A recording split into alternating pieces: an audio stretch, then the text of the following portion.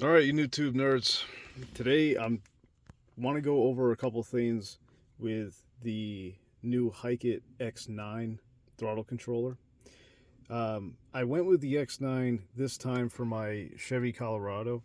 Um, over the instead of getting the X5 that I had in my Ram, the X5 or excuse me, the X9 here is has more features. It's supposed to be a little more advanced than the X5, and because it was on sale, it was actually less money than what I spent on the X5. So it made sense to get an X9 in that sense because it has a couple other modes.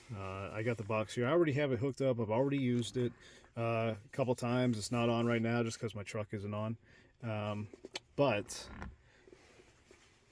let's see here. I wanted to. There we go. So, four performance modes, and also introduces an auto IQ mode, which will intelligently switch between the four modes and 40 customization settings.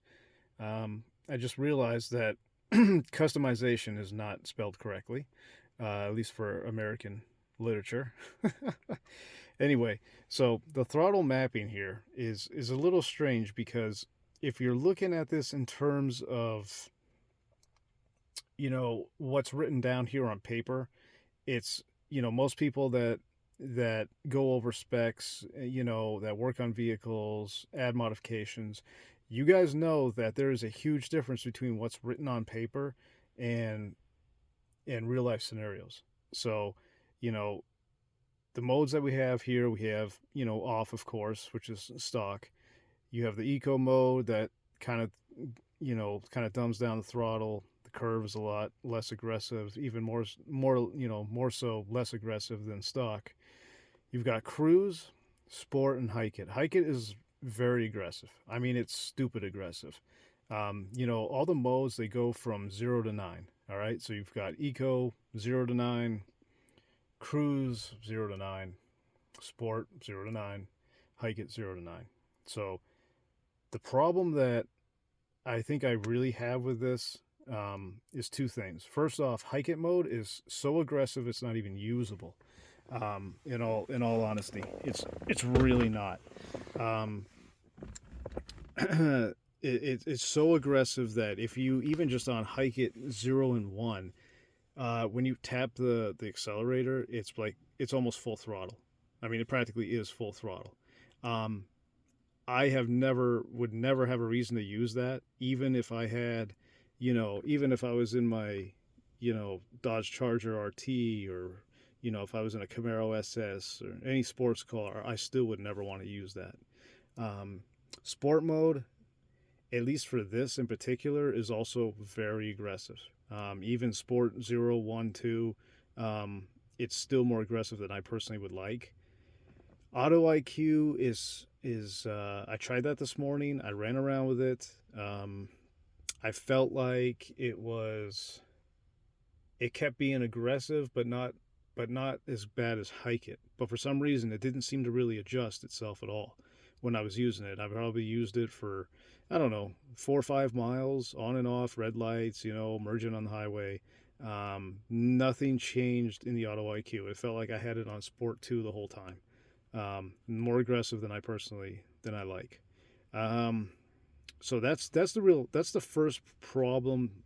Not so much. It's not really a problem because it's adjustable, but it's a critic. It's a critic that I personally don't like. It's just one of the features I don't like is hike it mode. All right. Second thing.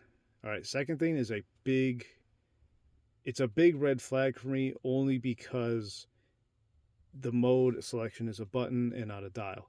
All right. So this problem is that when you're on whatever mode you're on, right? Let's say you're on cruise mode, which is not super aggressive, but it's just enough to take that pedal lag away. And maybe I feel like, well, maybe I should kick it over to sport real quick. In the X5 you could go from eco to sport to hike it, and then back around to eco mode. All right, with two or three button pushes. With this, the way they design this is that if you're in a mode, let's say if I'm in cruise mode and I want to go to sport, I hit the mode button once, it goes straight to hike it mode. To me, that is not a good thing. That is something that requires more attention away from the road when you're driving, because now you go straight to hike it and then you got to click it again and it goes to auto, click it again, it goes to eco, click it again, it goes to cruise. So by the time you're set and done, you have to click the thing 5, 6 times just to get one mode above what you're at now, currently. So not a huge fan of that. Hike it. I'm really not. But I will say, from 0 to 9 in cruise mode and sport zero, there is definitely a noticeable decrease in pedal lag without being over the top.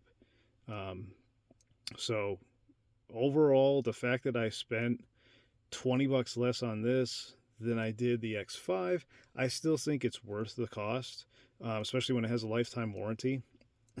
I just personally wouldn't go. I wouldn't use sport mode or hike it mode. At least not in this truck. At least not in my Chevy Colorado. When I had my Ram, I was able to use Sport 2, sometimes Sport 3, at the most, and I wouldn't go any higher than that. This one, I stay in the cruise range, and that's more than enough. That's plenty. So overall, do I recommend this? Yes. However, keep in mind that if you're one of those people that has a throttle controller, likes using the throttle controllers, but likes going through different modes all the time, then I would highly recommend you get the XS version of this, which actually has a dial. Um, I don't know. I would have gotten that if I knew that a single push, a single press to the mode button goes straight to hike it every time. If I knew that, I would have gotten the XS with the dial. That's the only. So these are the only two complaints I have with that. That mode function and the fact that hike it is just too aggressive. So aside from that, for $100, um, like I said, I was paid. It was on sale. For $100, I really can't complain, especially when it comes with a lifetime warranty. So as you can see, I haven't found a really good place to mount it yet. To be honest, the other reason I haven't mounted it is because I wasn't sure if I was going to return this and just get the XS that has the dial on it. So I'll think about it. I'm not sure. Like I said, if I leave this on cruise, 2, 3, I'm perfectly happy with it. But I know if I go off roading that I'm going to want it. I'm probably going to want it at stock. I want to probably turn it off, and I don't want to have to push it 4 or 5 times just to turn it off. So that's my only gripe with. That's the main reason I haven't mounted this here. But for informational purposes, I'm probably going to mount it, whether it's this one or the XS. I'm going to mount it on the left side of the steering wheel. I was looking for a spot on the right side somewhere, but I haven't really found a good spot. I mean, I thought I was gonna put it down here, but usually my phone is right here, so I don't want to have to move my phone every time I need to press a button. The wire, it doesn't really bother me as long as it's out of the way and there's enough slack to shift gears. But all right, if you guys have any questions, let me know. I'm not even going to bother. There's no point in doing a demo here on something like this because it's an in-person feel. It's an in-person thing that you have to be here to experience, for the way it feels and functions. So that's all the best I can tell you. All right, guys, if you do have any questions, though, post them below. If you want me to, and here's the other thing, guys, if you want me to review the Hike-It XS throttle controller, let me know. Let me know soon, because I might actually just return this and get the XS. Because why not, right? All right, guys, have a good day.